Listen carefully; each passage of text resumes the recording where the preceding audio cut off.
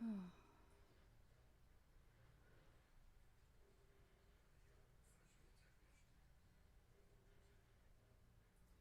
right, we are live. What is this? Comment? See that? Yeah. What is that shit? Ooh, hi. Hi, guys. Mm. Mm-hmm. Mm.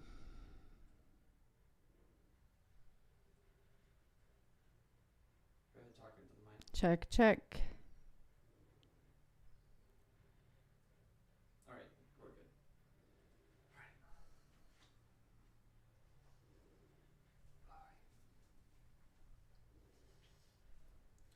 Welcome.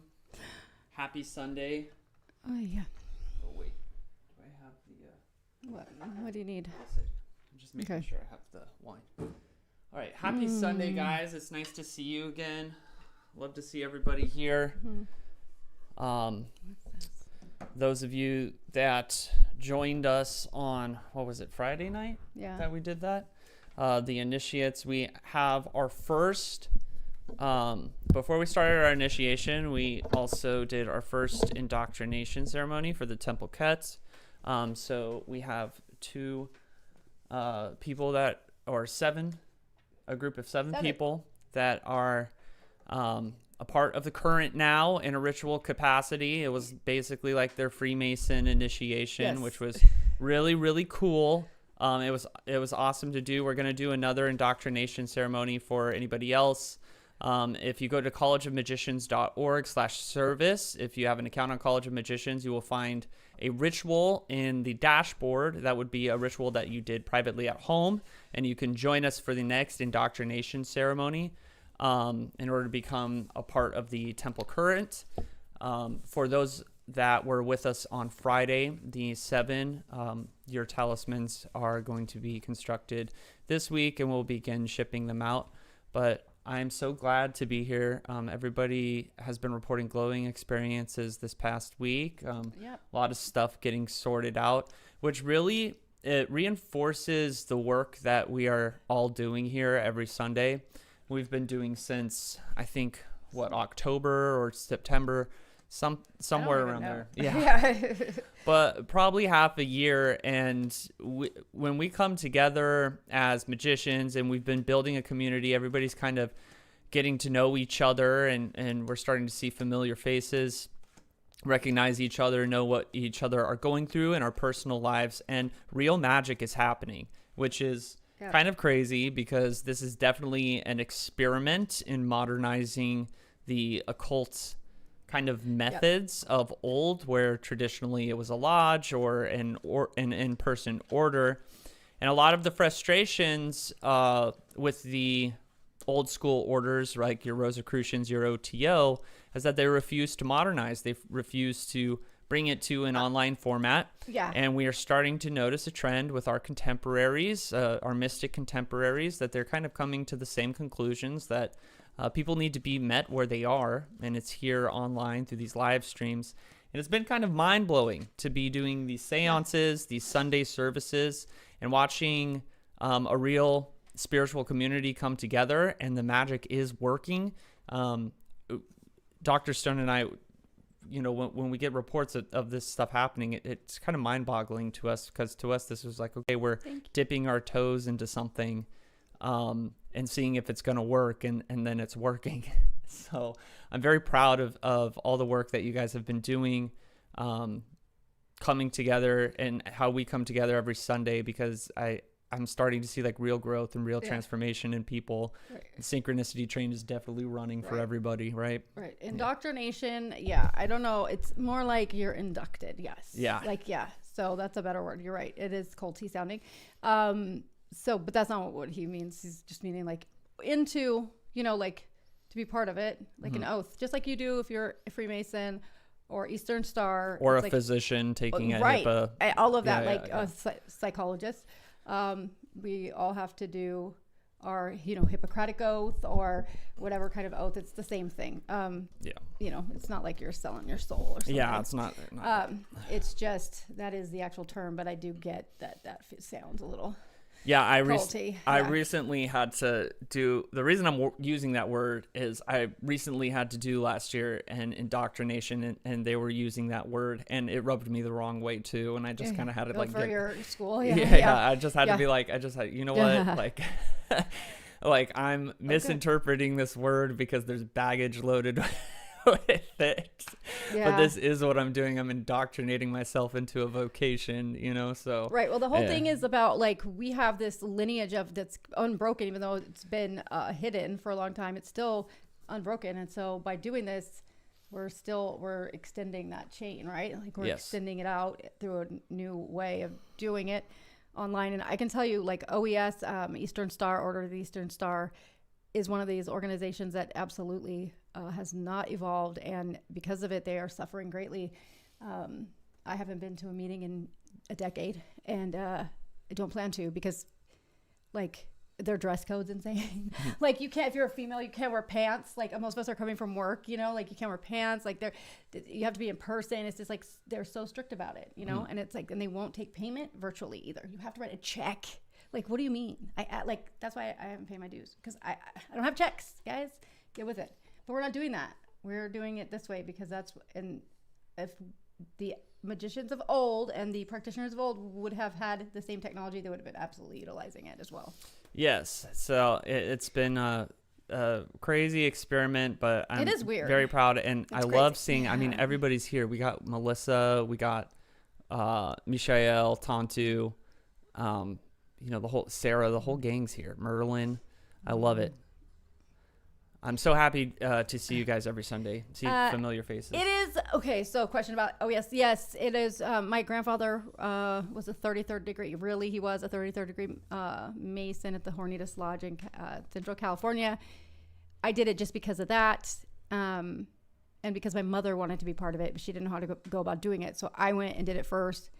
And yeah, the dues are expensive, man. Like for me, I think they're expensive, like $200.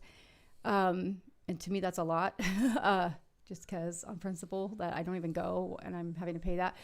And it is a bit misogynistic. Like it can't exist without the Masons, right? So you have to be blood related to somebody, so to a man that's a Freemason. And it started off as like a way for the women, the wives of the Freemasons, to have their little social circle. So it wasn't even, you know what I mean? It's like an offshoot, but for convenience, basically, to keep the women quiet.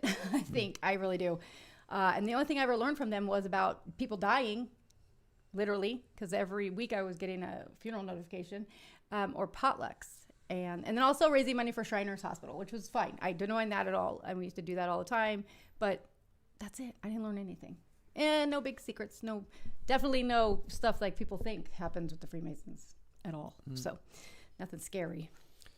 Yeah, I worked for them for a brief the initiation ceremony was scary. I won't say what happened because I can't, but it was very creepy. I will say that. It was very creepy, especially being 9 months pregnant. I was creeped out. But, you know, aside from that was like pretty much all show. And then after that, it was like nothing. So. Hello, K-Sim. Hello, Running Red Witch. And Tantu, have you ever done a Bremelin oil? I have not. I should probably get on that. I love making oil. I have that Bremelin. Yeah. Basically, a necromancer's newsletter. Mm-hmm. Yeah, pretty much. Yes. Yeah. Yeah. Indoctrinations. Yes, Merlin. I should probably change the language. I was kind of being obstinate when I chose that word. I was like, it's so hot in here. It's like, I'm gonna try to filter people by using this word. Maybe, yeah. I mean, maybe, but it does sound like kind of Jonestown-y. Yes, it does. You know? Yes. I got a joke. Why aren't there? I'm gonna say something out of in poor taste, but I got this joke recently. I love it. Why aren't there very many jokes about Jonestown, Abammon? Why? Because the punchline's too long. Oh my gosh. Sorry. It's fucked up. But what do you guys think of necromancy? Have you practiced it before? Yeah, Dr. Stone, definitely. I don't know what that means. Like necromancy to me sounds like you're going and digging up someone's bones and then like using those bones to connect with that person. That's not what I do, clearly. But I have talked to spirits of people that I guess that are, I have undoubtedly like that are passed away, but I don't look for them. Except when we do ancestral work, right? Yeah, that's it. Yeah. That was the only time. But usually they come to me, like, they usually show up. That's how my first reading with you was. Yes. So I personally, I do not deal with the dead. It's just like a personal thing. I've just always not felt okay about it, but I haven't had experiences with the dead, but entirely unprovoked, right? So I've never done magic to work with the dead, at least not intentionally. There was some ancestor work we were doing, and that was like the closest I got to necromancy. Wow, wait, what about Martha Stewart? Oh, I was like, Martha Stewart. I was like, oh, so not Martha Stewart, but Margaret Stewart. I got weirded out. I thought it said Margaret Stewart for a second. That's my ancestor that was burnt, remember, in Scotland in 1648. Anyways. I've heard arguments that saint veneration is a form of necromancy. Yeah, I mean, you could consider it that. So necromancy in an ancient context can include just basically all magic, right? So when they're talking about necromancy in the medieval grimoires, or they're talking about necromancy like even up through the Renaissance, they're usually talking about just any type of magic. If you are doing magic, if you're dealing with spirits. I personally define necromancy as working with the dead, right? So I would categorize ancestor work under necromancy. Saint veneration can be considered necromancy. And then especially when you get into bruja and hoodoo and that kind of stuff, they definitely use the saints in a necromantic way. But I can see why some people would consider the Catholic practice of saint veneration as necromancy, because, I mean, they are deceased people. For me personally, the reason that I don't like to do it is because I like to think if I was dead and I was just like floating around and somebody summoned me to ask me questions, I'd be a little upset about it. I'd be like, that's leave me alone. Yeah. Oh, yeah, nice. Yeah, no, this is I do see that you were telling a joke there, okay, about Martha Stewart, and that's a good one. And thanks for laughing at mine. I just for some reason thought it said, I have bad eyesight, just FYI, especially reading up close. Like I have a hard time. So, cause I'm old. Yeah, I don't know if necromancy to me is something, it's more sinister. I feel like it's not just, I have no problem with it, but well, I do in the sense of like, I'm compelling some deceased person to come and do bidding for me, because that's my understanding of it. That's what I think necromancy is. I think necromancy is where you like pull somebody recently dead and you pull them back to do something for you. Or you're working with like dead bodies or something in magic. Yeah. That's gross. I know somebody that did that. Like some Edward Kelly's stuff. Yeah. Yeah. But I think just people that happen to see or talk to spirits, I don't think that that's the same thing. I think it's different when you're a medium and they come to you, because than it is pulling them out of the aether to right, because I've never done that. Like I've never done that. They show up and I don't know how that works. I don't know how it works, but it does. It works like I didn't know about your situation, but yet I got information because that person showed up. You know what I mean? Like it's just, they just know there's like a door open maybe, and then they go to get their message through. But it's never been something that like I, consciously like try to get to, right? So I don't know. I think necromancy is fine depending on how you're using it. But then again, I also have no problem with curses or hexing people. So I think when it's deserved, when it's deserved is the key. Okay. And that's also, I guess, could be subjective, but sometimes it's not. Sometimes there's just right and wrong, you know? Yeah. I don't trust myself to make that judgment. That's why I don't do it. As a parent, trust me, you can. Yeah, you can. I think it's about the only time you can, though, actually, is when it's impacting somebody other than yourself. If it's about you, it's hard. Yeah, you can't be. But if it's about your kin or people close to you, it's not as hard, you know? I feel like.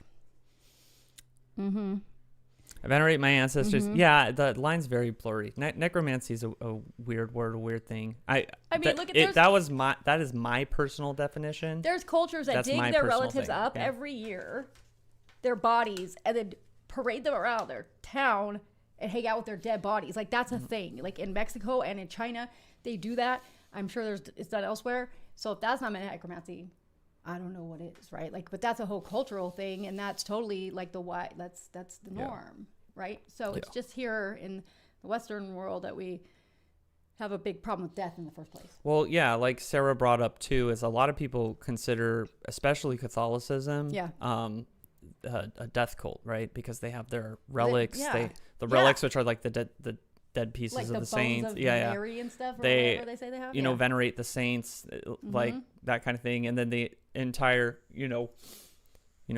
dead guy on a stick thing that rubs some people wrong as an outsider looking in, right? So I definitely understand why people would see that if they weren't a part of it and be like, that's necromancy, that's really strange and weird and morbid. I get that. Hey, I did. Okay, so you said, Teek said, I helped with a fashion show for the ladies' Masons back in the 90s. That's exactly what I'm talking about. I did that. They would have me do the modeling of the clothes for that. And I even brought a date one time. It was interesting. I was thinking about having Abammon join the Freemasons, but I don't know. No, I would not do well in the Freemasons. Not at all. I don't think so. Yeah. I have an issue with people telling me how to do stuff. Yeah. All right. Yep. Oh, it is hot in here though. All right. The Witch of Endor. So today, our format today, Dr. Stone has her sermon. I'm going to be doing a reading from Liphus Levi, the Doctrine and Ritual of High Magic. But today, during our hypnosis session, we're going to descend and find the magician. We haven't worked with the magician archetype in a while, the magician that lies in the chest. That is the kind of archetype that we access with everything that we've all built together this past half of the year. So we're going to, in our guided meditation hypnosis session, we're going to descend, first identify with the sun, and then, try to find the magician. We're going to pull out any sigils, objects, messages, anything that's personal to you that you need to hear from that magician archetype. That's what we're doing with our hypnosis session. Then we're going to come back out and we will do our invocation of the sun, right? So we're going to be fully conscious and aware. I know the past few times we've been in hypnosis for the invocation of the sun, but today we're going to be working with the magician just to kind of reconnect us to that current and to pull it out. I'm personally of the belief that the heightened synchronicity that is happening between the people that are involved in the temple as a result of the Temple Kht, everything that we've built together, and is residing in this kind of chest exercise. So we would just want to kind of come back into connection with it and pull out what we need to hear from the magician archetype that's within us, right? Yeah. So with that being said, we're going to start our purification.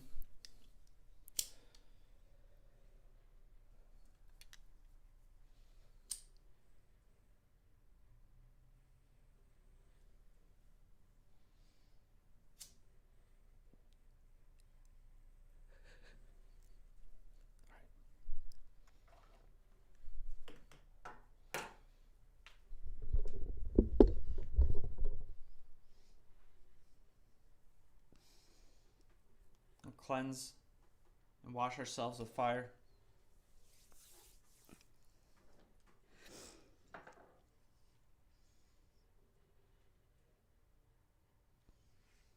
And burn away impurities with water.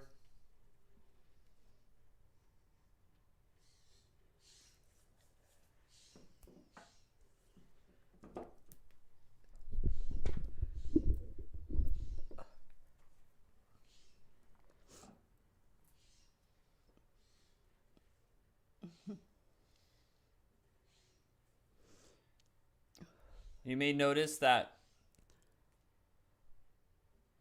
I've switched to using the incense stick to trace the hexagram during the purification.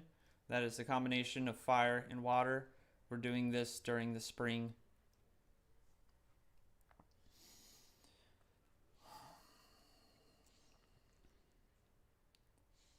I purify, sublimate my mind, body, spirit, and soul under the authority of the Most On High, Creator of the universe, Master of all. Yilde Valve.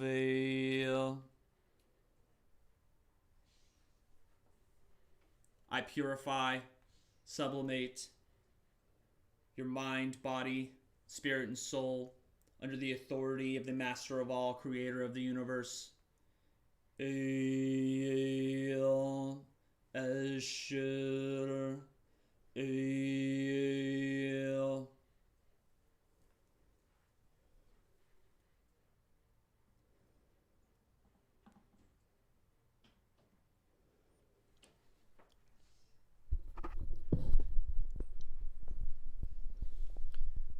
Now we're going to begin cleaning out our energy channels using the alternate nostril breathing. For men, you are going to take your left ring finger, plug your right nostril. For women, you will do it opposite. You inhale slowly, and as you're inhaling, you're visualizing the smoke from your purification incense going in through your nostril, down through your body. And as you switch hands for the exhale, and as you are exhaling, you are visualizing a black dross coming out. We're going to do this 3 times.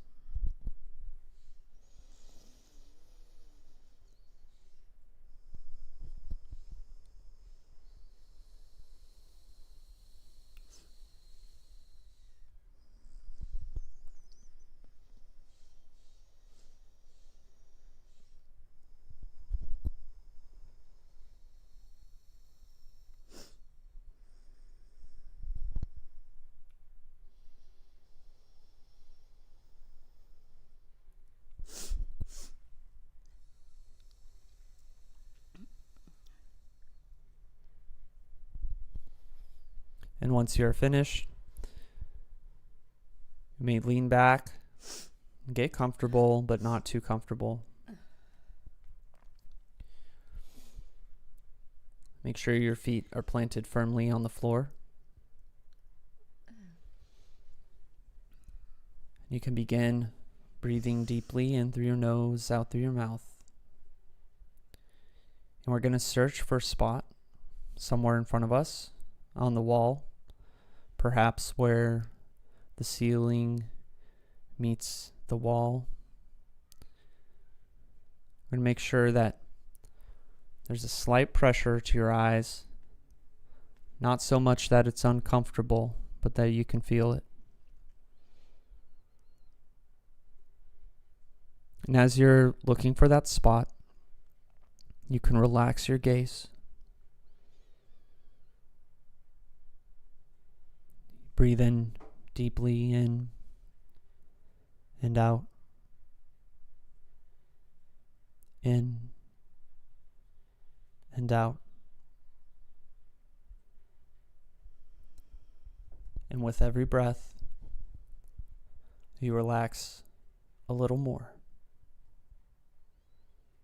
Keeping focused on that your spot on the wall, with your feet planted firmly on the ground. Here at the top of your head, you may begin to notice some type of sensation. It may be warm. It may tingle, or it might be numb. But whatever it is, you definitely notice a sensation. And this sensation is going to begin to spread as you breathe deeply in and out. With every breath, your chest swells a little more. You get a little more relaxed. And the sensation begins to spread from your scalp downwards towards your ears and past your eyes. And as it moves past your eyes, you may notice your eyelids getting a little heavier. Your eyelids are getting heavier. And at this moment, you may notice that your mouth is becoming a little dry. You may feel the urge to swallow. And you can let yourself do that. It's a normal, natural part of the process. Breathing in and out. That sensation, it's moving down to your jaw. And as it enters your jaw, you release all tension, stress that may be held there. Relaxed. As your eyelids are heavier and heavier, you may feel the need to close them, and that's okay. And as you close your eyelids, you might notice a fluttering of your eyes behind your eyelids. This is a part of the process.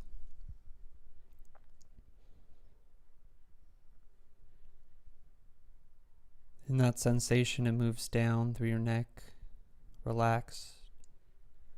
As your neck feels heavier, more relaxed, down to your shoulders, breathing in and out, into your arms,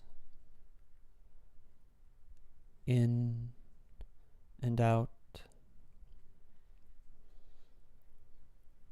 Your arms are getting heavier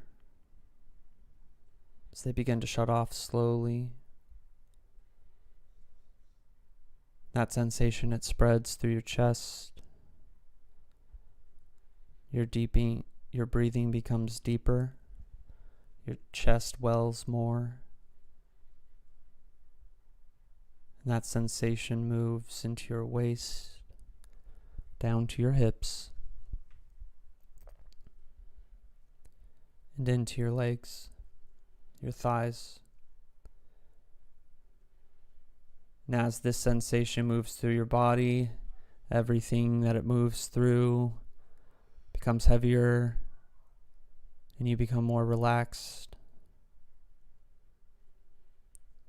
That sensation moves past your knees, towards your calves. And I will begin counting from 5 to 1. When I reach 1, you will reach the peak of your suggestibility, descending into yourself, descending into a state of trance.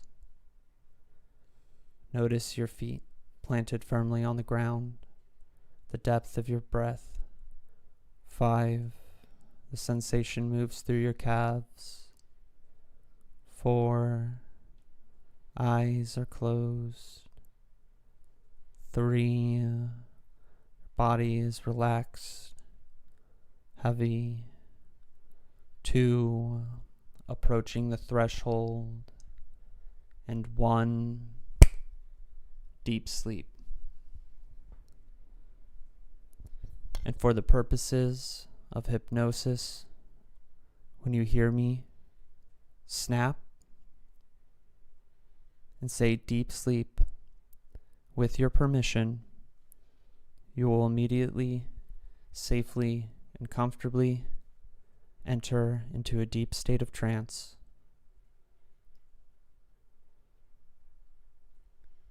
You may notice in this state, your thoughts are clearer, more focused, yet more relaxed. The noise and the clutter seems to melt away as your body drifts and descends downward and downward.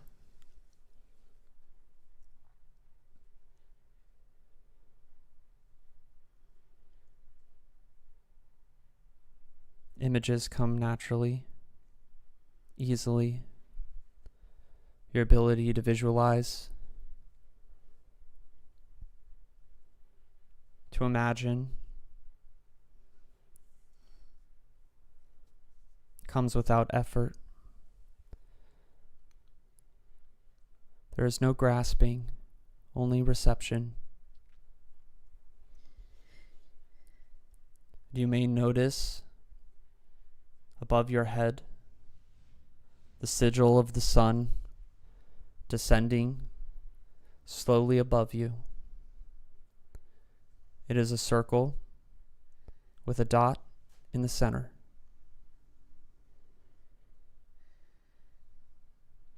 In this sigil, it is golden, and it radiates warmth, heat, and it is right above your head.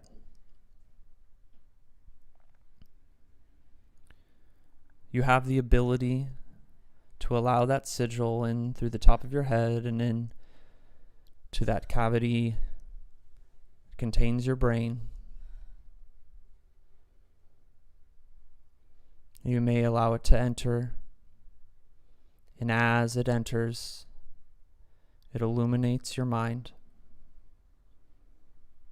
with a golden, radiant light.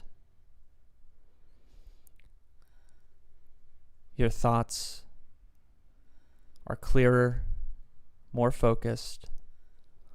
All anxieties and fears, that which lurks in the shadows, is now illuminated, rendering it non-existent. And here in this space, this sigil of the sun, all its brilliance, begins to empty out a liquid gold. And this liquid gold, it fills your mind, fills your thoughts. You have the ability to allow this liquid gold through your energy channels, your energy centers, your veins, your arteries. And as you allow this liquid gold to course through your body, you may notice it reaching your capillaries, out into your musculature, radiating through your skin as you become gold. In this process, your body feels heavy as if it is made of metal, but you feel light, as if you can ascend and fly without wings. And you can sit here and allow this gold, allow the identification with the sun to bring you fully into its light. Sit with the sun for a minute. Allow yourself to feel it and identify with it.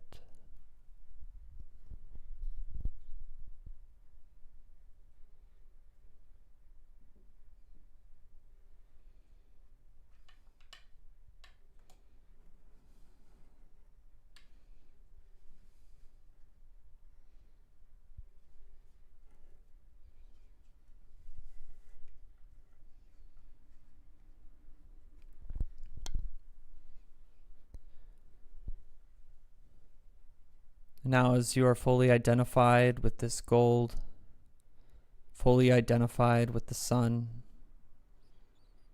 you may imagine or visualize yourself approaching a chest or a box. And this chest is a pale green with a sunshine yellow on the edges. And on each side, there is a light blue.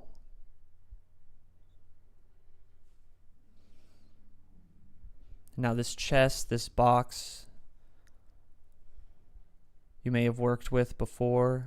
You may have put objects into it or received objects from it. This chest and this box connects you to an archetype of a magician, connects you to the work that you do here within the temple, have been doing. This magus, this magician that resides in the chest, exacerbates your magic ability, heightens your awareness,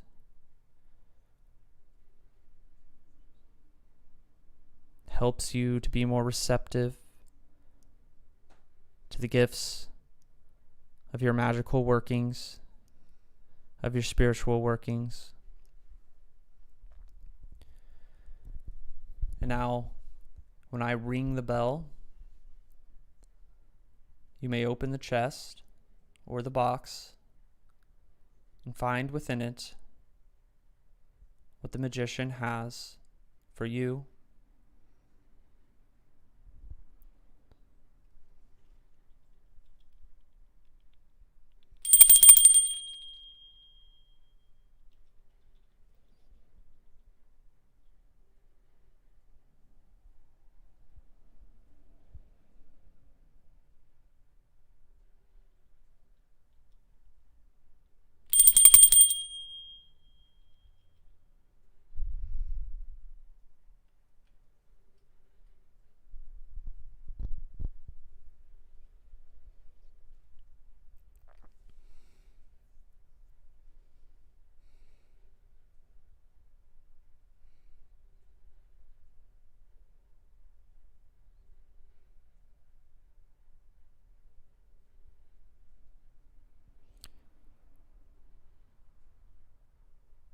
At this moment, you may step away from the chest, from the box. Whatever that magician has given you is for you and you only.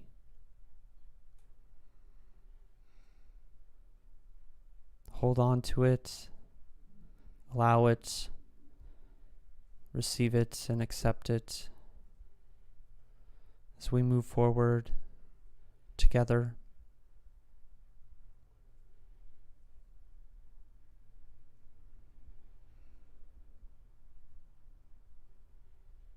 At this moment, we will begin ascending back to the surface.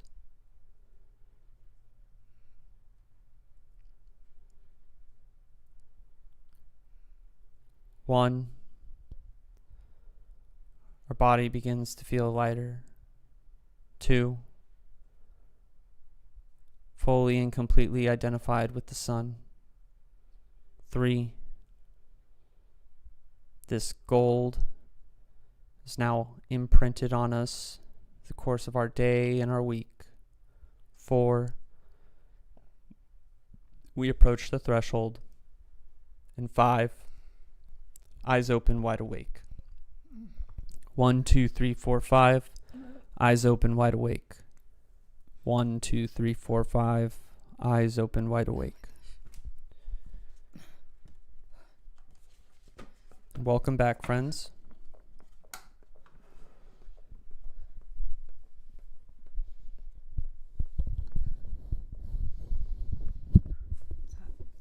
Yes, it is.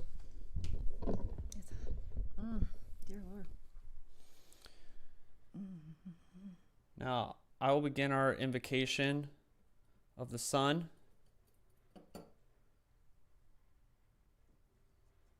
Before Dr. Stone takes over. Okay.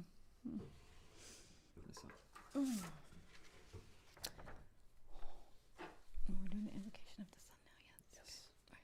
Stand up. I'm gonna get out of this chair. It's too hot.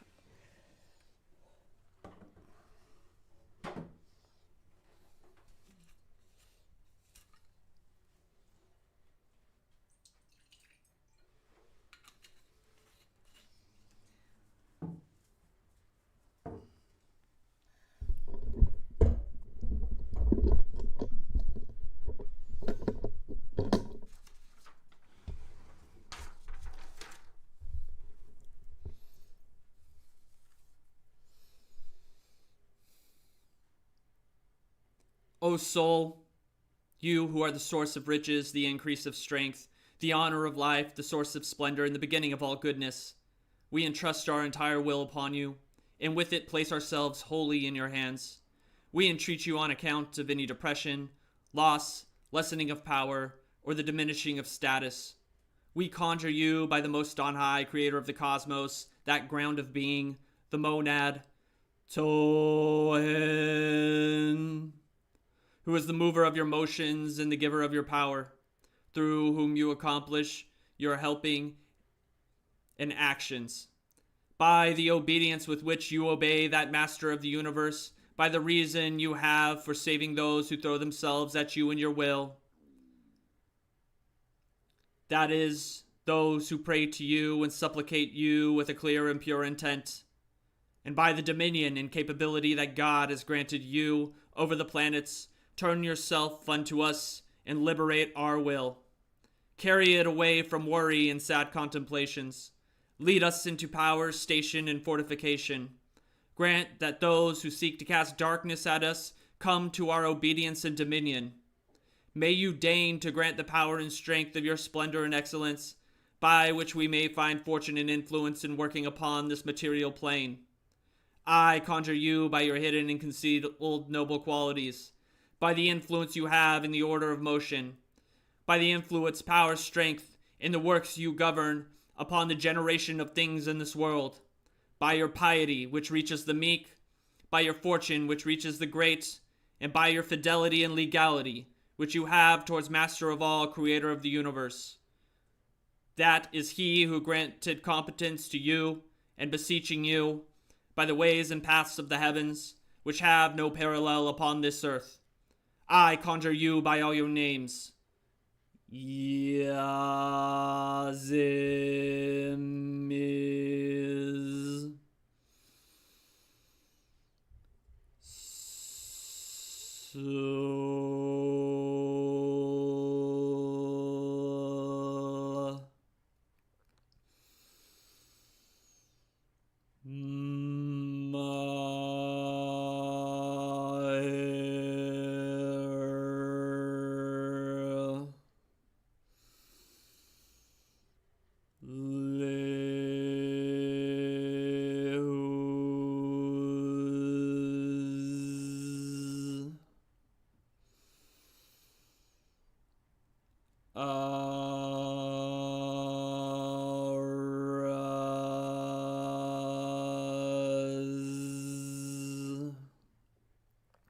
You who are the light of the world, I conjure thee, heed our prayers, understand our requests, those in our hearts and those in our minds. Pay attention to our words and descend into us with great effect. All those with a pure and untarnished will towards you shall have complete identification, O great luminary.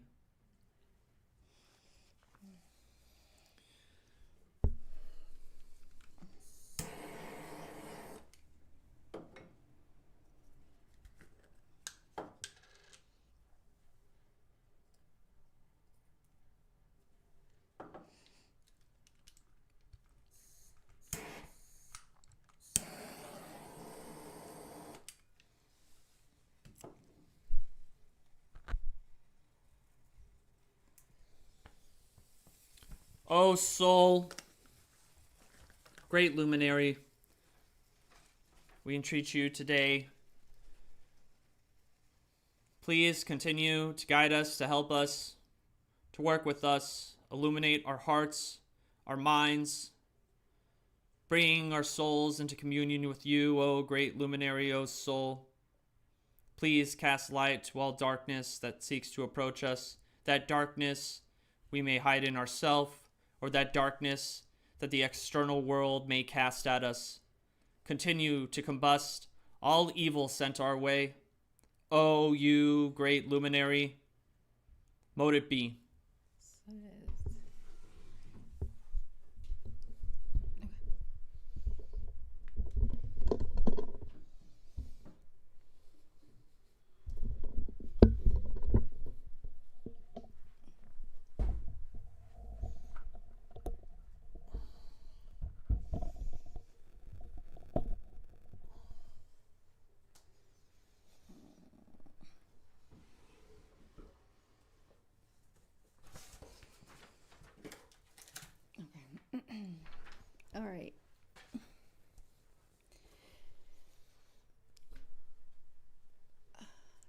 So today what I want to talk about is, I think it's important for everybody. This is a message for everybody.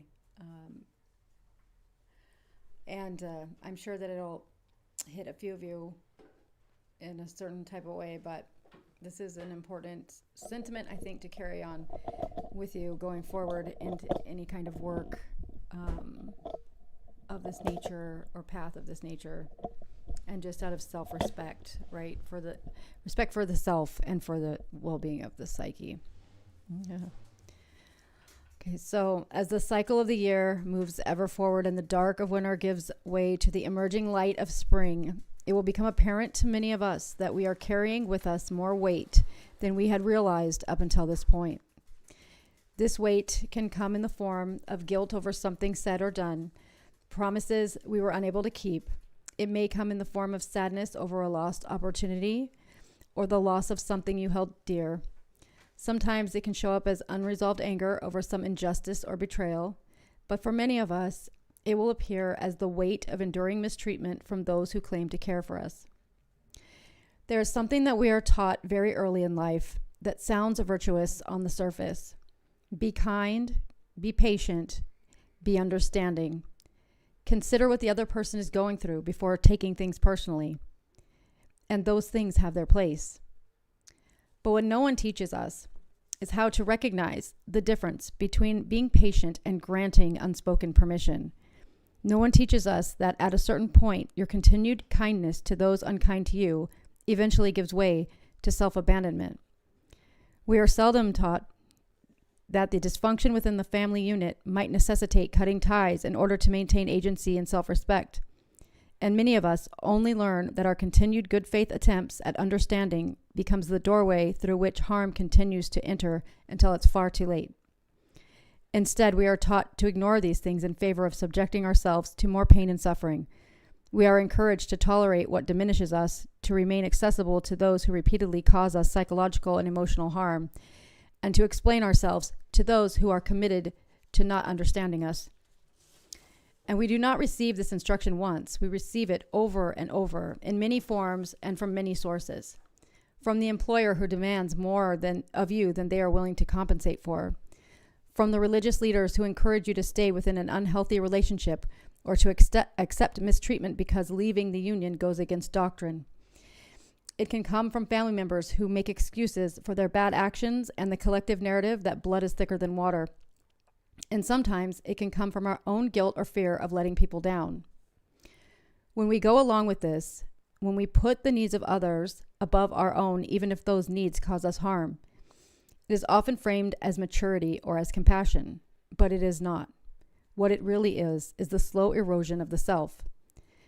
Let me be clear, there is no honor in offering yourself up as a sacrifice to those who care only to hurt you, use you, or oppress you. And contrary to the mainstream love and light narratives, sometimes honor comes from standing up for yourself when you finally realize you're being taken for a fool. And that brings me to the story I wish to share to you today that comes from the old tradition of Ireland. And this story is about a goddess named Aine. Aine is an Irish goddess of love, protection, fertility, wealth, and agency. She is a goddess rich in documented history. She's associated with the sun and the moon and the element of air and the direction of southwest. It is said she existed, in part, here in the material, and through her many relationships with human men, gave rise to the magical fairy human race, which is how she gained her title of the Fairy Queen. From all of her aspects, it is known that Aine was not a deity to offend. If crossed, she would exact ruthless punishment. It is said that the phrase, "Hell hath no fury like a woman scorned," can be attributed to her. She was once violated by King Ailill Ollam, who coveted her beauty.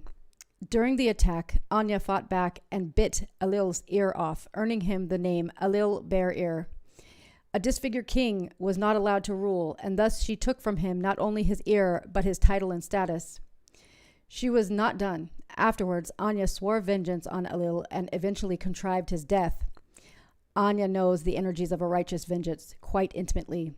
She said, and I quote, "I'll have you been to me, to have done me violence, and to have killed my father, To requite this, I too will do you violence. And by the time we are done, I will leave you with no means of reprisal. Aine is a symbol of what happens when someone crosses a line they should have never crossed. In response, she didn't plead, she did not negotiate, she did not attempt to explain why what happened was wrong. In response, she marked him, and in doing so, removed his right to stand as he once did. The message she brings is a simple one. There are actions that carry consequences. There are behaviors that disqualify a person from continued access to you. We have been conditioned to believe that we must always keep the door open, that we must always be available, that we must always give another chance, that we must always respond. But not everyone is meant to remain in your space. Not everyone is meant to continue having access to your thoughts, emotions, energy, or presence. Recognizing this is not cruel. It is the key to freedom.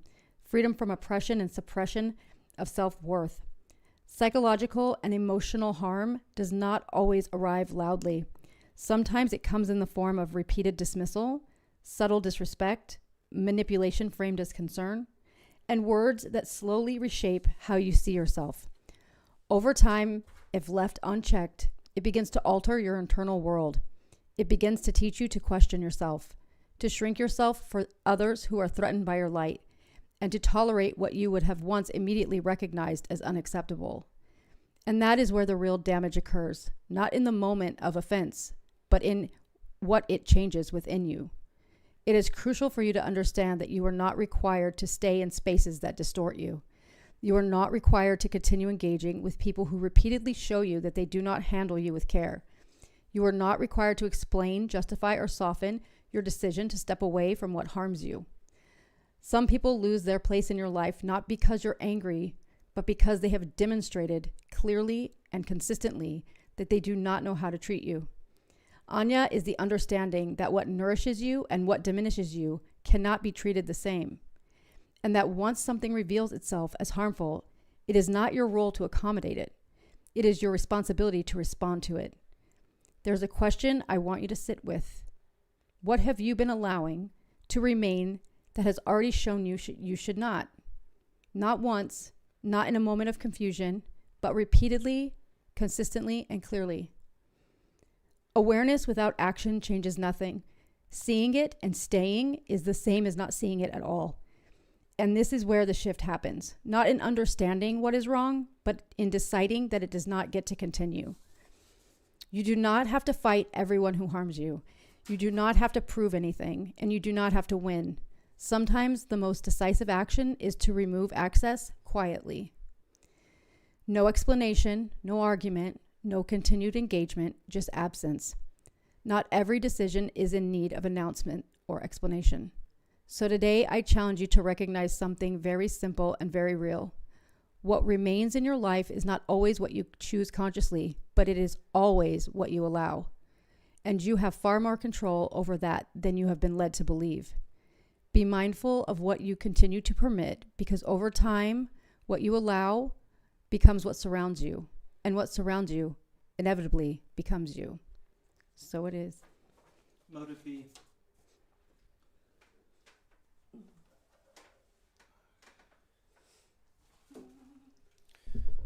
Thank you, Dr. Stone.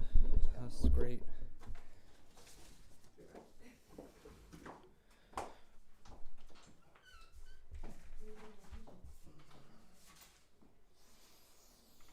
Okay. So we are going to do a reading from Doctrine and Ritual of High Magic, or Transcendental Magic. It gets translated different ways, but it's from Eliphas Levi. And Eliphas Levi is probably ground zero for everything we consider modern occultism, right? He's the guy that's responsible for the pentagrams and Baphomet and banishing the elements.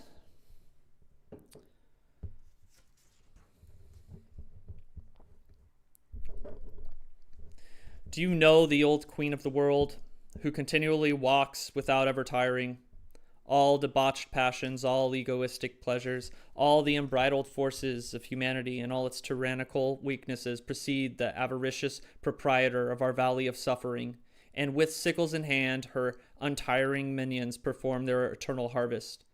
The queen is as old as time, but she hides her skeleton under the remains of the beauty of women from whom she steals away their youth and their loves. Her head is adorned with cold hair which is not her own, from the hair of Berenice, all brilliant with stars, to the hairs, whitened before their time, that the executioner cut from the head of Marie Antoinette, the spoliator of crowned foreheads, has decorated herself with the remains of queens. Her body is pale and icy, and is covered with tarnished jewels and tattered shrouds. Her bony hands, overloaded with rings, hold diadems and chains, scepters and bones, gemstones and ashes. When she passes, doors open of their own accord. She enters and goes through the walls. She penetrates right up to the alcove of the kings. She comes to surprise the spoliators of the poor in their most secret orgies. She sits at their table and pours them drink, sneers at their songs with her gumless teeth, and takes her place as the impure courtesan who hides behind the curtains. She likes to lurk near pleasure seekers as they fall asleep. She searches out their caresses as though she were hoping to warm herself in their embrace. But she freezes all whom she touches and has never warmed herself. Sometimes, however, she seems taken by a giddiness. She no longer walks about slowly. She runs, and if her feet are not fast enough, she squeezes the flanks of a pale horse between her thighs and heads off breathlessly through the multitudes. With her gallops murder on a red horse. Wildfires, spreading from its smoking mane, fly before it as it flaps its red and black wings, and famine and pestilence follow behind it, step for step, on sick and scrawny horses, gathering the rare ears of wheat she had forgotten in order to complete her harvest. Behind this funeral cortege comes two small children, shining with smiles and life, the intelligence and love of the century to come, the double genius of humanity which will soon be born. In front of them, the shadows of death spread like the night before the stars of dawn. The children skim over the earth upon light feet, and with laden hands they sow the hope of another year. But merciless and terrible death will no longer appear. To harvest like dry grass the ripe ears of wheat in the century to come, she will cede her place to the angel of progress, who will softly detach souls from their mortal chains, to allow them to rise up to God. When men will know how to live, they will no longer die. They will transform like the chrysalis, which becomes a shining butterfly. The terrors of death are the daughters of our ignorance, and death itself is only so hideous due to the remains with which she covers herself and the somber colors with which we surrender her images. Death is truly the work of life. There is in nature a force which does not die, and that force continually transforms beings in order to conserve them. That force is reason. It is the verb of nature. There exists in man a force analogous to that of nature, and that force is reason, or the verb of man. So that reading right there, we're talking about, there's images of Babylon that get, Lady Babylon that gets struck up. So this was before Aleister Crowley. So we may see that a lot of Aleister Crowley's inspiration for Babylon might have come from Eliphas Levi's interpretation of death, but the death of the ages, the death of the old way of living, the death of the profane world. So what Babylon is doing in that passage, we're just going to call it that. Eliphas Levi's talking about the old goddess, right? And we see it in Hinduism, right? With the destroyer, okay? There is an association with the old goddess, the primordial goddess, in this kind of bringer of death and destruction, the destruction of a cycle. But one of the symbols we want to look for is the children that follow her, and they follow on light feet. And as in front of them, the death, they sweep across the land, and behind them is immortality, and is a new way to live, and is a new life. And this is kind of the necessity of this goddess archetype, that this old goddess, this primordial goddess, this primeval goddess, that is associated with destruction and the end of a cycle. She carries pestilence with her. There was a lot of horseman imagery there. Eliphas Levi was a failed Catholic priest turned occultist. So he's talking a lot through the symbolism we see in Revelations in that passage. But he's basically talking about the necessity for this cycle, the destruction, the chaos. And this is one of the unexplored aspects of divine femininity and of goddesses, at least the old goddesses, that gets left out of the fluffier interpretations of esotericism.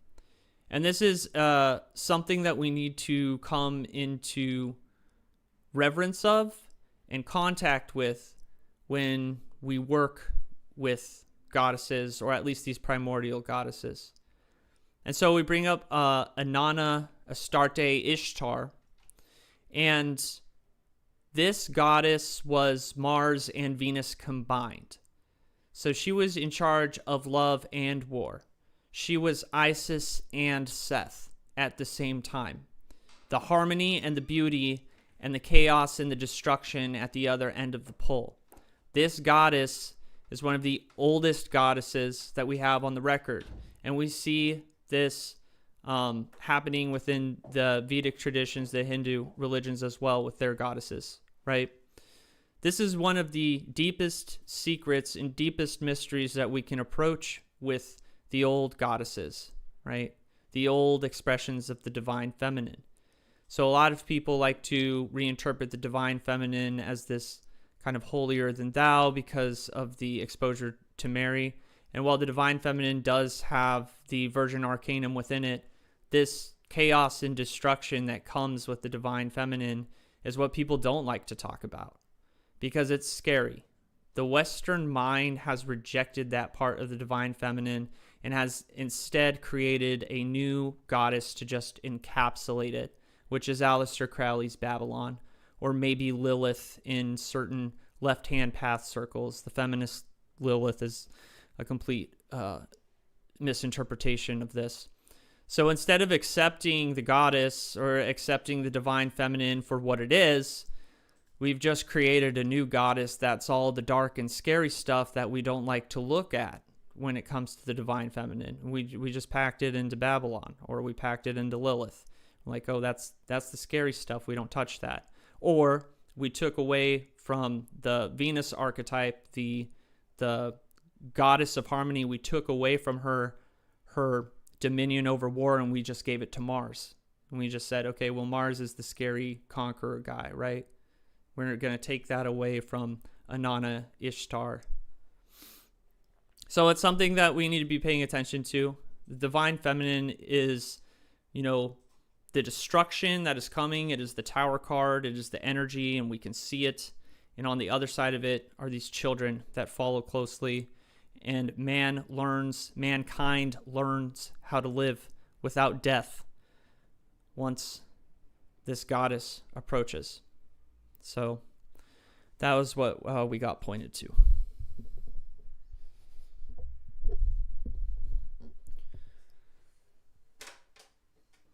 And with that being said, we are going to move into the astrological forecast.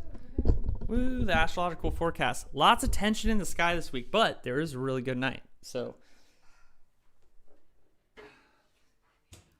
oh yeah.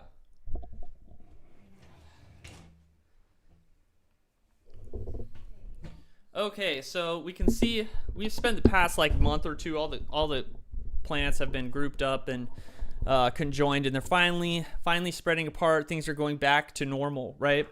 So I think we're going to start with today. So Sunday, we have the sun is applying to Saturn right here. And so this can cause a combustion. The sun can almost combust Saturn. Saturn's a pretty intense energy. So this combustion doesn't look... it's not like other combustions where things go haywire. It's more of like a masking that's going to happen.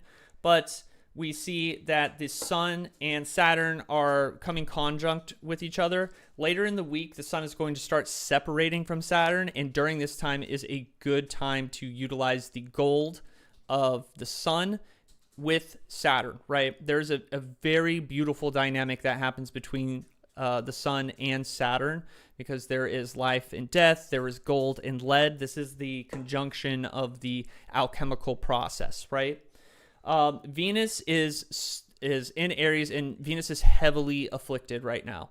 Venus is aspecting the planets in pretty terrible ways, and she's in her detriment here in Aries, so she's not doing well at the moment. So we want to pay attention to what's going on with Venus, everything that she is in charge of. She's in charge of like harmony and beauty, right? So that's what we're going to start noticing. We're going to start noticing a lot of chaos with Venus as she's moving through the sign, but she's about to come out. One thing we want to prepare for, as Jupiter is up here in Cancer, he is exalted, and Venus is approaching her home in Taurus, right? So she's halfway through Aries at this moment. Within the next few weeks, she's going to enter into Taurus, and when this happens, she's going to be in a pretty good aspect with Jupiter, right? These are going to be complementary. They're opposing, but when they work together, they complement each other. It's like you have fire, or you have air and earth. Or wait, no. Yeah, I messed that up. Okay. We have water and earth right there. So we can use these together, water and earth, that is the material. We can use these aspects together. But once the Venus enters into Taurus, we're going to be waiting for a good aspect with Jupiter and then a good aspect with the moon. So we want to start searching for elections coming up. It's probably going to happen late April during Taurus season, May. This is going to be a really, really good time for practical magic, right? We're talking about money. We're going to talking about relationships, that kind of stuff. We use Venus, Jupiter, and the moon together at once she crosses over into Taurus. So tomorrow night, there are the affliction is with the moon and Mercury, and Venus is square with Jupiter. So this square Jupiter and Venus is, the big theme for the next week. It's been the theme for the past 2 weeks or whatever, but these are conflicting each other with Venus being stressed out right here. So Venus is not doing really well. But Monday night, we have an affliction that's happening between Moon and Mercury. Now, Mercury is martial right now. They are fused together, Mars and Mercury. They're conjunct. And so what that looks like is, it's going to look like with the moon aspecting it poorly, is negative self-talk. It could manifest as gossip. It's basically words destroying the inner world right there. So that's what's going on tomorrow night, as long as the moon's aspecting Mars and Mercury in that way. So we move into Tuesday. We're going to see a square between the moon and Mars. Once again, this is going to continue the theme. Tuesday is a pretty terrible night, okay? So we have the affliction that's happening. Mars is not doing well in Pisces at the moment, and it's going to be square with the moon. We see basically all martial things are kind of backfiring. All masculine things are kind of backfiring at this point. So we want to be kind of walking away and being very, very careful about aggression, hostility. There is a lot of chaos at the moment as this conjunction is happening right here. And this is reaching a peak here on Tuesday and Wednesday night, the Sun and the Saturn conjunction, while Saturn is stressed out and is in Aries. Wednesday night, we have the moon square Saturn. So once again, lots of tension, right? The inner world right here, the moon's bad aspects with the inner world are throughout the entire week. So we need to be very aware of what's going on in our inner world. The way to approach this is through kind of grounding and silence, right? So very deep contemplation, very deep meditation, very silent meditation as we kind of like hang on to this wild ride the moon's taking us through during the beginning of the week. But we are going to break out onto Thursday, and Thursday is an amazing night. So the moon is coming conjunct with Jupiter on Thursday night. That's Jupiter's day. And the moon is waxing, right? Jupiter is not in retrograde anymore. So right here, we see a fusion of the powers of Jupiter and the moon. Jupiter is going to be able to pass his gifts through the moon on this night, right? This is a perfect aspect to do this. On top of that, there is a trine that is going on with the moon and Mercury, the moon and Mars, and then Mercury is trine with Jupiter. Mars is trine with Jupiter. So we see this conjunction right here is going to be aspecting the moon and Jupiter favorably on Thursday night. So this is a really good night for practical magic, or it's a very good night for grounding and stability, right? So because these ones are afflicted, they're working together, and these are kind of like harsh words, that kind of thing that's going on at this moment.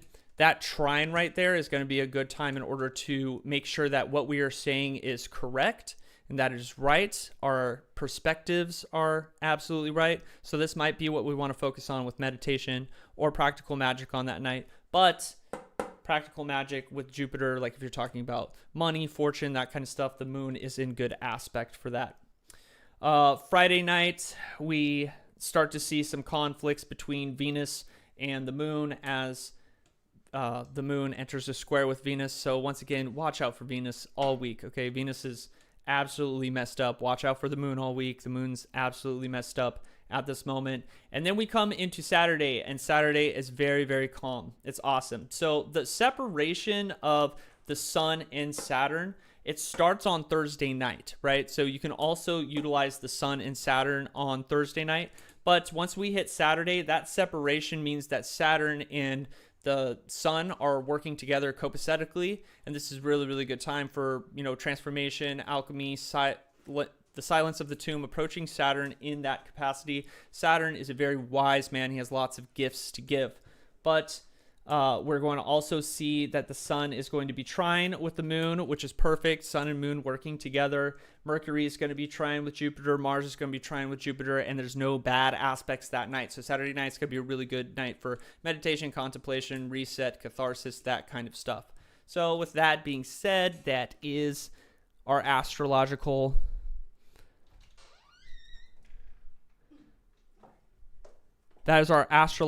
forecast, and we will start the psychic hour. So is Thursday a good day to do a road opener spell? I was going to do it on Wednesday. Let's see what's going on Wednesday. Yeah, so there's an affliction on Wednesday between the moon and Saturn. Moon and Saturn are the energies that are going to be responsible for any kind of road opener kind of stuff. Like you're trying to like open up a pathway for your magic. So Wednesday's probably not a good night for it. I would say Thursday night would probably be good because of that sun and Saturn separation, that conjunction that's happening. That's a good thing to access at that time. A Saturday night would also be a really good for a road opener.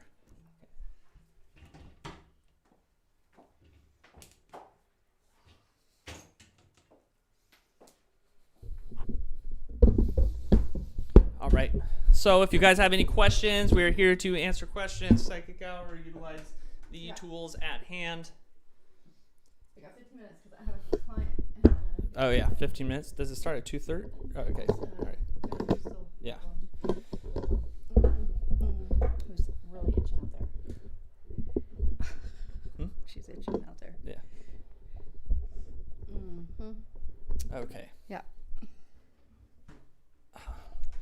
I never heard that before about Mary. Okay, so what I said about Mary was Carl Jung specifically takes issue with Mary because he thinks she's too safe. Is it this one here, this comment? About Mary was supposed to be at the end of days is going to defeat Satan. Yes. I gave him a reading from Doctrine and Ritual High Magic, and it was about the old goddess, the destroyer. I missed that. Your guys' vibes are high today. Blessed Sunday. Thank you. Guys. Thank you. Matching. Yeah, we're matching. Yeah, I don't know if you've noticed, we've kind of come into the temple colors or whatever through occult we methods. Do this in our private life too. Like we go out yes. and like I'll come out and I'll be like, I'm ready, and then we'll be wearing like this. It's not on purpose. This is on purpose, but yeah, it's cute. Let's see. What doesn't exist without the other side of the spectrum? I'm wondering what meek means in this context. What I saw was kind of funny. A baboon holding a clover in front of him. 2 swords crossed, one dominating the other. In front of that, a dandelion. Fish. Saw a pool of water with brilliant fish swimming in it. You saw fish too? Koi pond, like a koi pond. You did? Mm-hmm. Okay. I'm wondering if my dual practice is good for me. What role Christianity has in my path? That's Sarah. Mm-hmm.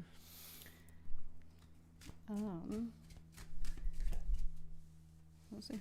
I mean, I think I already know that answer, but see for Sarah. What?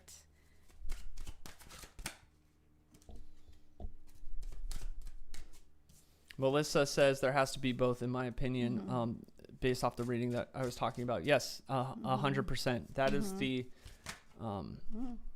gnosis of the Hindus, right? Okay. So it's definitely a purpose. There's definitely a point and a purpose to this, and this is how I also evolved too, because it's the it's the foundation. So your Christianity is what you're raised with, what what you know, and it gives you kind of a framework for how working with things we can't see all the time, right? Goes, and faith and trust in the process, right? If you're not possessing these things, then magic's not going to work for you, right? I don't think magic works for people that really don't believe it. I think that sometimes it can, but it doesn't do it in the long term, because it's just more like to kind of like freak people out. I think it's kind of like, like I'll show you kind of thing. But I think this is what your path here for your dual practice is fine. Give it, as long as it doesn't become harmful for you, right? The Hermit is like the Hermit. You got the Queen of Swords, Queen of Wands, King of Wands, and the Knight of Wands. So like, this is all about foundations. Like, it's about your foundations and understanding, being able to discern truth from fiction and exaggerations and things like that. That's important. Discernment is very key. Like, I think a lot of people lack discernment within the magical community, right? People willingly open themselves up to like things that they ask for, and then they take it at face value when it shows up, and most often it's not what they wanted, So discernment, Christianity teaches a lot of these things. The only thing that is potential to be problematic is the guilt that it could possibly bring, or the kind of, I don't know, like, criticism it could bring if other people don't agree with what you're doing. But that is, again, this is about being able to forge your own path in the future, right? Like, it's about being able to create your own method of worship and your own method of spirituality. And that's what you're doing. So I don't see any problem with this for now, unless you are experiencing some kind of issues with it, like where you're feeling in a bad way about it or guilty. I would say don't, because I mean, there's verses in the Bible. People love to talk about how, like, they talk crap about, witches and stuff in the Bible, but they also, in Numbers 16 says, "Be there a prophet among you. I will speak to you in dreams, and I will show myself to you in visions." Like, so, like, it's there. Like, just people cherry pick what they want to hear. So I don't see a problem with this right now. I think it's fine. A Catholic guilt is so real. Yeah. Yeah, of course it is. But yeah, it is. Guilt is real. Like, I got nothing for that. I can say the only reason that I don't have any of that anymore is because I died, and I literally actually crossed over and like had that experience where I was able to see for myself, none of this matters. None of that matters. Like, the only thing that matters is, are you a good person? Are you a decent person? Are you trying to piss people off? Are you trying to do bad things to other people? That was it. Like, everything else was inconsequential. Like, honestly, I don't expect you to believe that because you didn't experience it. And I would not take that from someone else either. I had to experience it myself. But the guilt, and that's the only way I got rid of my guilt. I don't know how I would be doing right now if I hadn't had that experience, to be honest with you. So I can't really speak to that, unfortunately. You just have to trust that you know what you're doing. You know what I mean? You got to trust yourself. Tontu asks, should I continue my druidry path or some other magical path? Running Red Witch. Yes, Venus has been unhappy ever since she entered Aries. So the thing is, like, Venus is in bad relationships with the other planets, and she doesn't do too well in Aries. But one of the things about Aries is that when she's in Aries, she wants like a lot of excitement and passion. So Aries and Venus are lovers, or Aries and Aphrodite, right? That's what's in the mythology. So Aphrodite cheated on Vulcan with Aries. And so Mars and Venus are lovers. When they get together, it's very passionate, it's very sexual, it's very exciting, and those are things that Venus really, really likes. So having her in Aries, even though in astrology, she doesn't do too well in it, when you look at it mythologically, when you look at the mythology behind it, this is the kind of energy that Venus is going to be manifesting when she comes into contact with Mars, or she's within the zodiac of Aries, right? However, there are afflictions that are happening when it comes to her aspects with the other planets. So she's been unhappy because of those, for sure. If Venus was free in Aries to do what she wants, it's just going to manifest as kind of like passion, sexuality, that kind of thing. But her relationship with the other planets right now, she just crossed through Saturn, and Saturn is very restrictive. She's in a bad aspect with Jupiter. So Jupiter is his relationship to sexuality, the things that Venus wants right now. His relationship to it is missionary position for the sole purpose of procreation. So within the grimoires, Jupiter, he is in charge of sex, and he likes sex with women that is legal. So you have to interpret that like, what does that mean in a medieval context? Sex that is legal. It means like nothing too lusty, it's got to be very, very vanilla and proper, and that kind of stuff. So that's what Venus and Jupiter are like. So it's like, if you're getting married and you have like a good aspect with Jupiter and Venus, that is the perfect energy for getting married, right? Like being like, oh my gosh, this is beautiful, it's a sacrament, we're gonna spend the rest of our lives together. But right now, because Venus is with the person that she cheated on Vulcan with, and she is also square with Jupiter, which is like, Jupiter doesn't like any of that. He does not. That's not legal to Jupiter. That's horrible. Yeah, it's immoral. It's not. It's impious, right? So this is really, really stressing Venus out right now. Yeah. Okay. So for who's it? I was like Tontu, right? So yeah, you should look. I don't understand. I'm going to just say this. I don't understand you guys that are just like, I'm doing this path. Like, I'm sorry. Like, I know Abammon gets it. I don't, because that's not a thing. I've never done that. Like, my thing's always been eclectic. Like, I pull from whatever the hell I feel I need to. Like, I do not discriminate against different practices, right?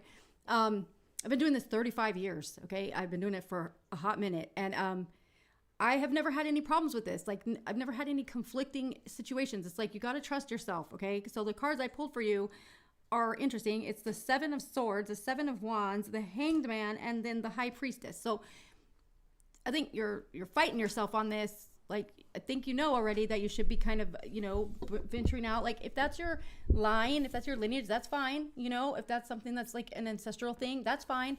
But I would say don't any of you limit yourself to just one thing. Like, because you're going to be missing so much of the picture. Like, and there's people that do this, like, everywhere, right? There's like, you got to follow this tradition. It's like, no, I don't. Like, look, magic, for the most part, aside from ceremonial magic, is all about no rules. Like, there are no rules. It's about an individual personal thing for each one of us, right? So when we kind of limit ourselves to a certain thing, then we're limiting ourselves. There's so much more out there. The High Priestess here is like very clear. Like, there's a wellspring of knowledge that you can learn outside of the practice that you're already committed to. And just because you start picking up from other things doesn't degrade what you're already doing or what you've already learned. Like, I think that's a self-limiting kind of mindset. So I would support the idea that you would be open to doing whatever piques your interest and take from each thing as you will. I use things from voodoo, hoodoo, Santeria, like, folk magic, like whatever. I don't care. It doesn't matter. You want to actually look into it though, make sure you're using it correctly and all that stuff. But, I say, if you're asking this question, then you already know the answer and you're fighting yourself on it. You need a little bit, the hangman here is about getting a new perspective. That's what they know. That's what it's calling. That's why you're asking the questions, because you already feel like you need some new stuff. And the high priestess is here saying, you know exactly what to do. Follow your intuition on this, So I don't need to tell you. The high priestess card there specifically. So the high priestess normally in the tarot is a priestess, and she's holding a scroll or a tablet or a book normally, right? And this is a reference to the mythology of Isis, right? Isis is the high priestess, but that book right there is specifically a reference to it. Now, the Stele of Amun-Mos, there is an invocation or a prayer of Isis, and in it, it's basically detailing that Isis has to recollect the fragments of the lost books, right? Like the book of the universe, that kind of stuff. That is her role. That's what she does, right? And that's within her mythology too. And so that's what that book is that the high priestess is holding. That high priestess has recollected the fragments of the universal tradition or church and has pulled it together. And so basically, like yeah, that's it. That's what it is. Yeah, it's they're all parts of the puzzle. Like, it's just like how every religion, I don't like organized religion at all, but every one of them has some kernel of truth in it, and it's just dispersed geographically, right, and culturally. It's the same with magic practice, right? It's the same. So it would be foolish to omit something just because it's not something we're familiar with, I mean, and I'm guilty of that. I mean, I'm not as guilty of this, but like, I didn't know anything about the stuff that Abammon does before I met him. Like, I'd never kind of known about it. So you don't know what you don't know. And I was way more dogmatic before I met Dr. Stone. Way more dogmatic. I might have. Like, it's crazy. Yeah. Like, it is crazy. I didn't realize how dogmatic I was. I just realized that right now. I was very much like, you can't do that. That's not the right way to do it. Yeah. When we first met, he was like telling me how he's like, I have to do it this way and that way. And I was like, what are you talking about? Like, I was like, why? Why would you do that? Like, that's so limiting. And I didn't mean to come across as rude, but I was just perplexed by this idea. Well, no, that's why we met though, because I was very in one camp and you were very in another. I'm a very like whatever I do, it works. You're gonna find throughout So people, they commit to a tradition at the beginning of their path, the first few years, because you have to master something. You have to get a foundation in something. That is true. Right? That part's true. But you're going to find during the growth of yourself as a magician that you will be pulled into different currents that you did not expect. It's like, why am I here? What am I doing? No. I always told myself I was never going to touch Islam or Buddhism. And of course I got dragged through Islam and Buddhism, and now it's an essential part of my practice, right? Funny thing is every time he would say something like that, like right after he'd say that, it would end up showing up. Like, so you're going to find, like, there are things that are going to magnetize you, and it's for purpose. It relates to your past lives and past work that you've done, right? So there are certain things that you're going to be able to do and that you're going to be magnetized to, and the grand work of the Magister Temple within, Golden Dawn or OTO or whatever. The grand work is when you are able to bring together all the different currents and create your own system, right? So that's who Aleister Crowley was. Aleister Crowley was a Magister Temple. That's what he was doing, right? So maybe like not as much of an intellectual exercise as maybe Mathers and Crowley did, but you're going to find once you get into your Magister Temple era that you're going to be very easily be able to synthesize your druidry with whatever else you've been pulled to, and it's going to make absolute sense, and it's going to work fantastically. Right. Can you to Baha'i? Well, I would say, because if you're attracted to it, if you're drawn to it, then go for it. Like there is something there for you. I find that like that's always happens, right? It's like you'd be very surprised. Like I'm not Jewish, right? There was no reason for me to look into Kabbalah or anything like that, but I had to in my school, in my program for consciousness studies. And in those teachings, that's where I found the closest exact narrative about what happens when we die that I personally experienced when I died, like word for word. And I was shocked by that, and it gave me some kind of peace, right? Because in my this was all my experience didn't mesh with anybody else's that I've heard, right? Like it just was totally not at all what normal near death or whatever experiences sound like. I didn't see a tunnel, I didn't see any ghosts, like, you know, and I was confused by it. But then I go and I'm reading these texts that I'm forced to read, you know, for class, and there it is in black and white, and I'm like, oh my God. And it was such a validating moment. I gained so much from that experience, but I would never on my own have gone and looked for that. You know, it was forced on me. So whenever those things come up, like you do need to like recognize they're for a reason. Definitely. It's definitely for a reason. Any urges that you have, like Abammon gets like on a tangent about some kind of thing, and then he goes and looks at it and finds something he's been looking for, some missing piece every time. So if Baha'i is the thing that you're looking at, then it's for a reason. You got to trust in yourself that you know what you're doing, even if you're unconscious, like it's even if it's subconscious, right? Like if it's that driving, because the behavior is what the subconscious rules, right? Mm-hmm. So if your behavior suddenly is like you're, you know, tending towards something that you don't know why, that's like a subconscious force that's trying to push you there. Just go with it. It makes a lot of, you're gonna find in your work that the things that you're attracted to is for a very specific reason. Mm-hmm. And the things that you're good at is for a very specific reason. It's because you've done it before. Yeah. No, thanks. Do you practice Sufism? I do not practice Sufism. My brand of mysticism is Kabbalah. I practice Arabic magic, so Arabic occultism. So when I'm doing magic, I'm working out of the Arabic tradition. This has a lot of crossover with Sufism because a lot of Sufis were occultists, but I don't specifically practice the mystical aspect of Islam. I practice its magic. So I did a lot of interviews about my near-death experience a while back because I was trying to process it. I did it for selfish reasons. Okay, I didn't do it to prove anything for anybody. I just did it because I needed to talk about it and process it. And so yeah, I think everyone that's seen them says the best one. I haven't seen this one because I just got tired of hearing my story over and over again. Is on this show called Next Level Soul. Alex Ferrari is the guy that interviewed me. And I think it's under like Scientist Dies or something like that. Like it's, you know, or just my name. Funny, he had me listed as Dr. Stone before I was a doctor, and I tried to get him to take it down because I was like, I'm not a doctor yet. I'm not. Don't call me that. And he's like, okay, I'll take it down, and never did.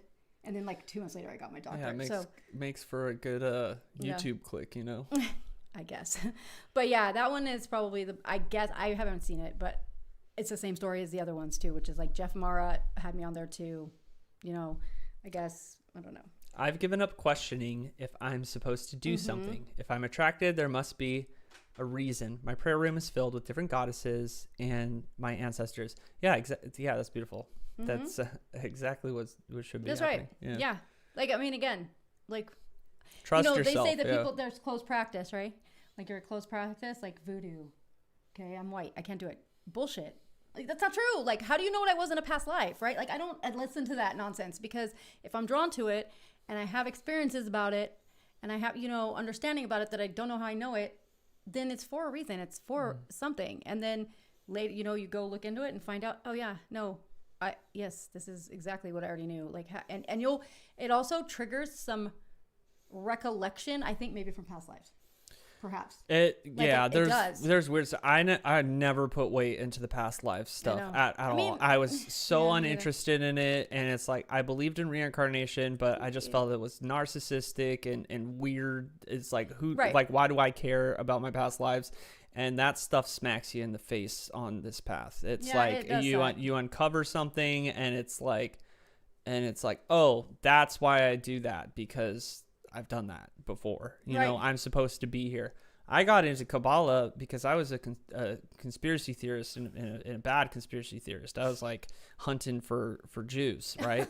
And then I ran into and then I started reading their literature. I taught myself Hebrew so I could get answers to my Jewish conspiracy theories when I was in my early 20s. Right. And that's how crazy I was. You know how the conspiracy theorists, they always say, go look it up, right? Well, they didn't think I was actually going to go. I was going to teach myself Hebrew to look it up. And then I was in the conspiracy theory forums. So I'm like, actually, like, that's not what they say. I read this book. And then all the conspiracy theorists got so mad at me. Yeah. But that's what introduced me to Kabbalah. And it was very strange. And now he loves it so much. Well, now, it's an integral part. And, I uncovered a part of a past life that is heavily associated with I was a Kabbalist, and that's why I'm so attracted to it, and that's why it feels like home to me. And all of a sudden, like when I found that out, then it was like a bunch of, it was this work that I had done before came flooding back to me and opened these gates, and it deepened my practice, right? Mm-hmm. So it's something that you find on this path. If you are into Druidry and you are doing Druidry and stuff, there's probably connection there, and you're probably going to earth at some time why you're attracted to Druidry, and all that stuff's going to come flooding back to you. Yeah, definitely. And just for the record, my mom is she converted when I was 17, I think.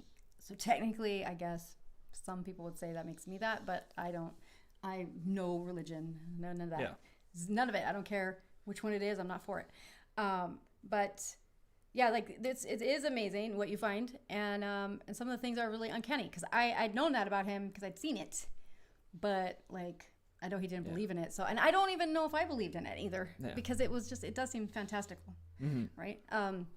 But then again, come on, like what we do is fantastical to normies. Yeah. Right. So there was another question though, something about a upheaval. What did I see that?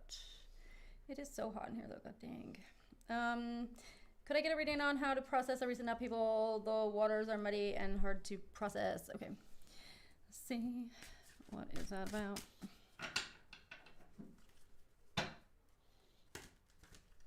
That was weak. I have no room here today. Walter's so big. Did a lot of decorating here, Abammon. Yeah, sorry. I decorated for spring equinox. I don't know if you guys noticed. Yeah, I had lots fake of plants. Grass. He was like, no. No, it was like the I wanted it. It was like the AstroTurf. The AstroTurf golf grass that like CEOs have in their office that they practice putting on or whatever. No, it's not like that. She wanted to put it on the altar. I was like, oh, dude. I wanted to put it on my altar, and then you made me feel stupid about it, so I was like, no. It was like dollars. It's from the Dollar Tree. It's a Dollar Tree. I'm just trying to be, Well, so the fine dining restaurants, they'll grow the grass on the table, So we could do that. We could grow some grass on the altar, some real stuff. All right. What do you need to do about this upheaval? Let's see. So, I did 5 cards here. So starting off, it was like Ace of Wands, something that looked new and promising, promising thing. 7 of Pentacles, which is again like working towards, I don't know, looks like some time spent investing in this. But then the Moon's here, which is like something hidden, something you don't know about, something up, like purposely kind of shielded from your information. I don't know. Then the Hermit, and then the 4 of Cups. So this upheaval, it looks like it's disappointing. And I'm getting like, this to me makes me feel like it's like a trick was, I don't know, like maybe a trick. There's like somebody kind of pulled wool over your eyes, maybe. Who is this for? Let me see. Running Red Witcher. Oh. So it looks like it looks like the Hermit here is like making me think that you need to go back and reassess, like take a moment to kind of like regroup. I say, regroup into and get a grip on trusting your own your own instincts. I think maybe you kind of, it feels like you, I don't know, it kind of looks like sunk cost fallacy to me right here. Like you put in time and effort into something, and so like you really wanted it to work out, and then it didn't. But that's the sunk cost, right? The sunk cost. This is like after the fact, just like, oh, it didn't work out, and I'm bummed out now. And it sucks. Yeah, but they're not seeing what they have. Right, but it is because it's like you still have. Okay, so yeah, you've got the 4 cups, right? But like there's still a cup full. Like, the 3 are knocked over, but there's still the full one. Like, and so get out of the perspective of like only looking at what didn't work out and start looking at what did, right? It's like it looks like it's like for some reason this upheaval was on this is supposed to it was supposed to be that's how it's supposed to go, like doesn't feel like it should have gone the way it was supposed to go, because something here was hidden on purpose from you, like something was shielded, and it looks like it would not have been had a good outcome for you. But then it also looks like you're a bit disillusioned, like, oh, I can't trust myself. But I say that you can trust yourself, because I think you did trust yourself, and like that's why it fell apart. But like you had the ability to see something at the last minute, and you did it, right? So, but now you feel like blah, right? Like wah, not wah, but like like that sucks, But it's not sucking. This is not sucking. This is you. You need to look at the fact that you're able to discern. You did it. Like you discerned it, right? You got it. You figured it out. So like, what's about wrong with that? Like that's a freaking huge win. Most people can't do that, right? Is it? And thank you for the compliments on my dress. I appreciate whoever said that. I love this dress. It's so cute. It's like I look like a tiered cupcake. I don't know. Heather, so Adepts College of Magicians app, that is a dashboard for people that are a part of the church. We just post like rituals, updates, schedules, that kind of stuff. So it's basically like a church newsletter in app form, so you can see what's coming up and what's going on. The Live Grimoire app, if you are keeping a track of a Decan's Walk, which I assume has to do with astrology, the Live Grimoire app has everything you need to do that. So it's journaling. You can save astrological data. You could save experiences that you have, tarot spreads, tarot readings. I'm doing a massive update on Live Grimoire this week. I've completely expanded the tarot section too. So the Live Grimoire app, if you are doing occult work, it has like all the tools you need to like keep track of what's going on, right? It has like a calendar that you can set, like I need to do a ritual on this day. It'll tell you where all the planets are in each decans, that kind of thing. You can take snapshots. It's perfect for that.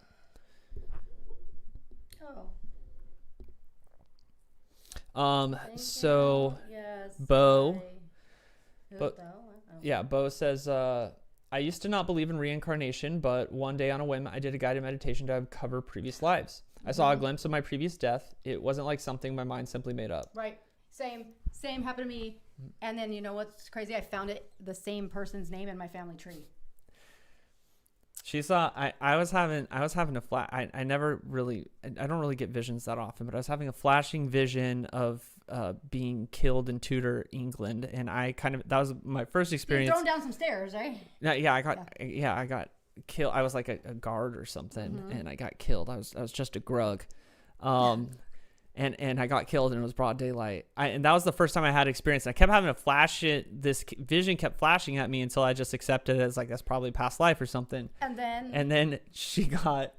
I have a certain skill that is uncanny. It is very scary. People can't believe that I have this skill, but I can tell exactly where I am on the planet based off of shadows and star positions at all times. And I've been able to do this since I was a kid. And she, we were doing some work one time, and that past life came up. She figured out what that was about, and she got the name of the person. She pulled the name of the person out, and the name of the person was my Catholic sacrament name. And I had no idea why. Like as a kid, I chose that name. I was like 8 years old, and I chose the name. And it was the same name that she pulled of this deceased person from World War II. France. Yeah. And then we went and we looked up the guy's name and we found him. Like, he was like a cook. He was like a chef that had like a, before he went over to the war. It was like, crazy. Yeah, and he looked like you. Absolutely crazy. And I couldn't believe I was able to find an actual person that matched it. Like, I was really surprised at myself at that day. That was fun. I was an NPC. I know. It's funny. It's because a lot of people uncover like cool stuff about them. But my first past life I uncovered was I was 100% an NPC. I was just like some grug sitting in a guard tower and I got killed. So Mary, Queen of Scots is actually in my not like legitimately in my family line, the Stuart side. Stuart from Aberdeenshire, Scotland. And yeah, that time was sucky, and it sucks. Bloody Mary is like in my, like as a kid, my friends used to be like, Bloody Mary, let's do Bloody Mary. And I'd be like, I don't want to do that. That's so rude. I was like so against it, and I didn't know why. And I'm like, oh, maybe it was because like that was me in a past life or something. Who knows? I tend to think, I have a theory right now about DNA, and I tend to think that our DNA markers will kind of elucidate the past life path that we've had, because all of the like heritage that I have in mine, all of those are ones that like I have either seen myself, which is rare. I've only seen like one of mine, and it was awful, and it was here in the United States, and it was like during the plantation times, and it was no good. It was in the South, but like all of the stuff from before, like that other people have told me they've seen on me, which I think is kind of sometimes, again, like not everyone can be a famous person in their past life, right? Like that's not realistic. But it all seems to, like, I think genetically it's probably marked there somehow. It gave you insight into the name you chose in previous conversation. It makes sense. Yeah, there's a few things going on with the name you chose. I still haven't been able to. I can't tell you. You'll figure it out eventually. But oh, is this? Oh, yeah. Yeah. Oh, yeah. Yeah. We're rooting for you. Yeah.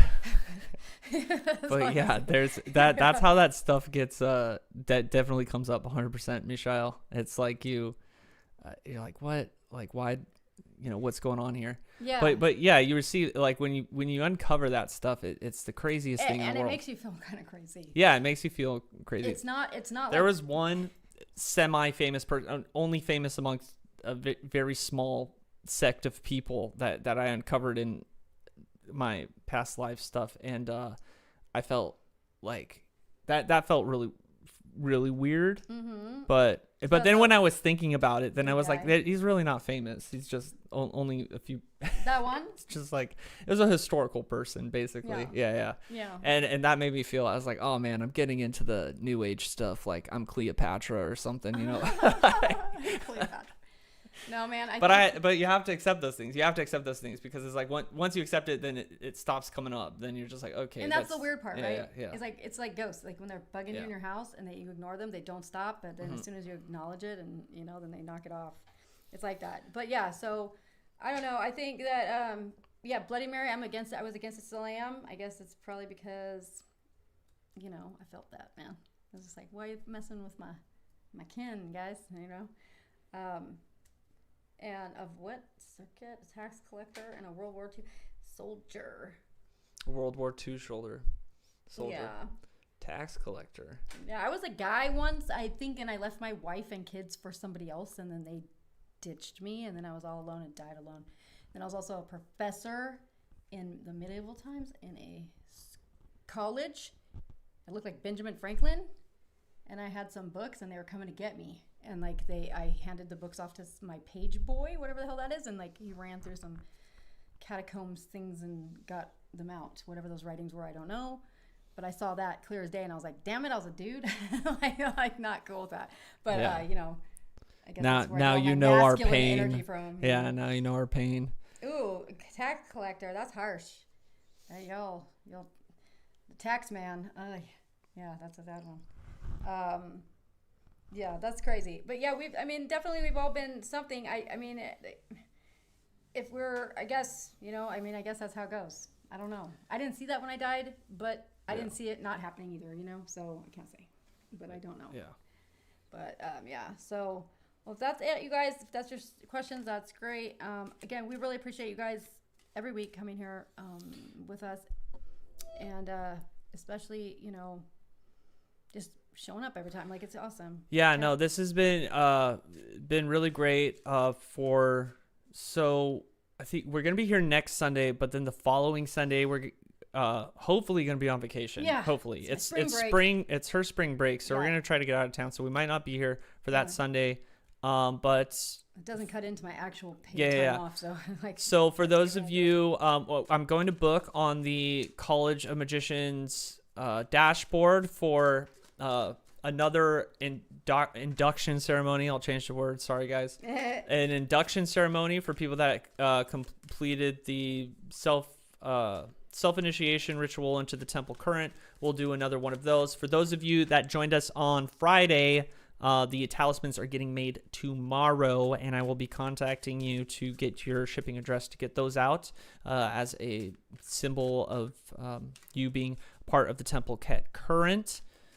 With that being said, Live Grimoire, I'm having to switch databases, which has been an absolutely massive project. But the people that were kind of hosting the last database, or the database that it's on now, I just wasn't happy with it, and so I'm doing a database migration at the moment. And when that happens, there are a ton of updates on Live Grimoire, complete overhaul.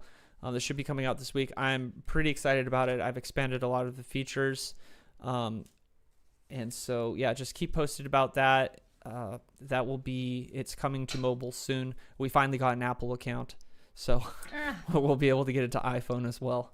Yeah, so, you're welcome. Yeah, thank you. I have not converted to the cult of Apple, but I have access. Yeah. Yeah.